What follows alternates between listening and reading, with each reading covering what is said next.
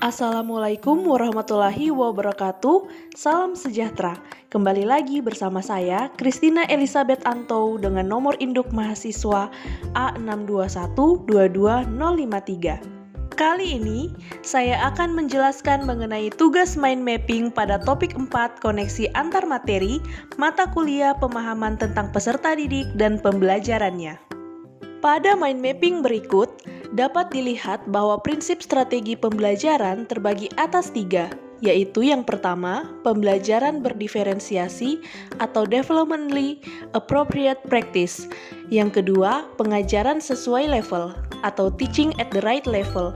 Dan yang ketiga, pengajaran yang responsif kultur atau culturally responsive pedagogy. Pembelajaran berdiferensiasi adalah pembelajaran yang mengakomodir kebutuhan belajar peserta didik. Guru memfasilitasi peserta didik sesuai dengan kebutuhannya, karena setiap peserta didik mempunyai karakteristik yang berbeda-beda, sehingga tidak bisa diberi perlakuan yang sama. Diferensiasi pada pembelajaran dapat dilakukan pada aspek konten, proses, produk, dan lingkungan belajar. Diferensiasi yang dilakukan disesuaikan dengan karakteristik, potensi, dan kebutuhan peserta didik. Melalui pembelajaran berdiferensiasi, peserta didik diharapkan dapat mengembangkan kompetensi dirinya sehingga capaian pembelajaran yang telah ditentukan pada fase peserta didik tersebut dapat tercapai.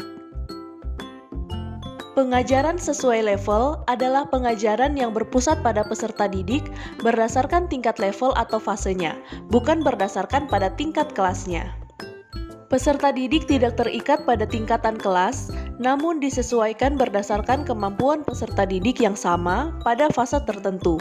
Pembelajaran pada pengajaran sesuai level disesuaikan dengan karakteristik, potensi, dan kebutuhan peserta didik.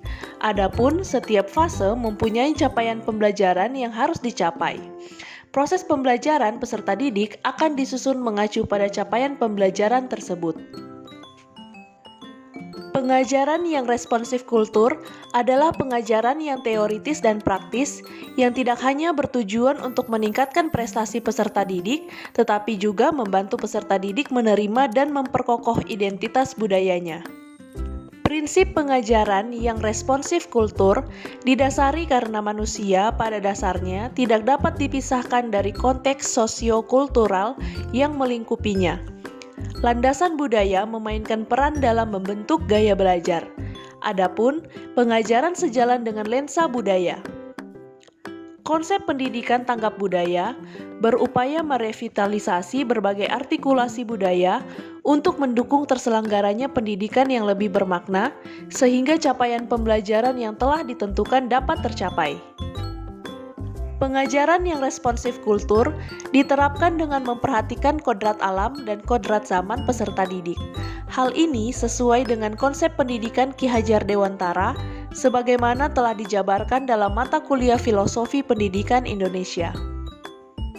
Demikian penjelasan saya mengenai tugas mind mapping pada topik 4 koneksi antar materi mata kuliah pemahaman tentang peserta didik dan pembelajarannya. Saya ucapkan terima kasih karena telah menyimak video ini dan mohon maaf jika terdapat kekurangan dari penjelasan saya. Saran dan masukan akan saya terima dengan baik. Demikian video ini, sampai berjumpa. Assalamualaikum warahmatullahi wabarakatuh. Salam sejahtera.